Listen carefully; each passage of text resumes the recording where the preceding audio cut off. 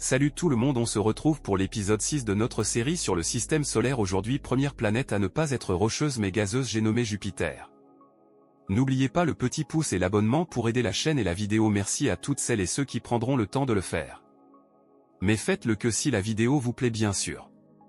Bon, au sujet de la vidéo Jupiter donc. Jupiter est la plus grosse et plus massive des planètes de notre système solaire. Jupiter est la planète avec le plus de satellites naturels, on n'en compte pas moins d'une soixantaine.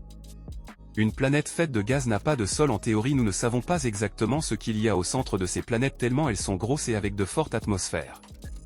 S'il y a de la roche, ce ne peut être que de la roche fondue. L'atmosphère de Jupiter est composée à 86% d'hydrogène et à 13% d'hélium. Quant à sa structure du coup gazeuse, elle se compose de 1 d'hydrogène moléculaire liquide, 2 d'hydrogène métallique liquide, 3 glace fondue, 4 glace fondue. À savoir que dans les hautes couches de l'atmosphère de Jupiter on peut y retrouver de l'ammoniac.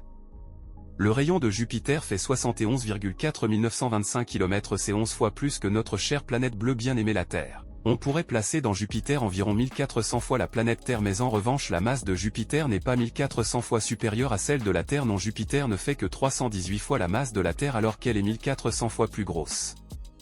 Jupiter serait la première planète à émerger de notre système solaire après le Soleil bien sûr, et si Jupiter n'était pas là, eh bien on ne serait pas là pour en parler. Jupiter a une très grande magnétosphère, elle est 14 fois plus puissant que celui sur Terre. Pour rappel, la magnétosphère c'est en gros le bouclier de la planète contre les particules envoyées par le Soleil et des vents solaires ou tempêtes solaires. À savoir qu'une année sur Jupiter équivaut environ à 12 ans pour nous sur Terre, et sa période de rotation sur elle-même est en revanche beaucoup plus rapide car Jupiter tourne sur elle-même en moins de 10 heures contre 24 heures pour la Terre. Et c'est Jupiter qui détient la période de rotation la plus rapide des planètes du système solaire. La grande tache rouge de Jupiter serait un immense anticyclone qui fait 2 fois la taille de la Terre. Il y a 4 principaux satellites naturels à retenir et intéressants. Que Jupiter a, ce sont 1 Io, 2 Europe, 3 Callisto, 4 Ganymède. À savoir que Jupiter est visible à l'œil nu la nuit bien sûr, soyez pas confus.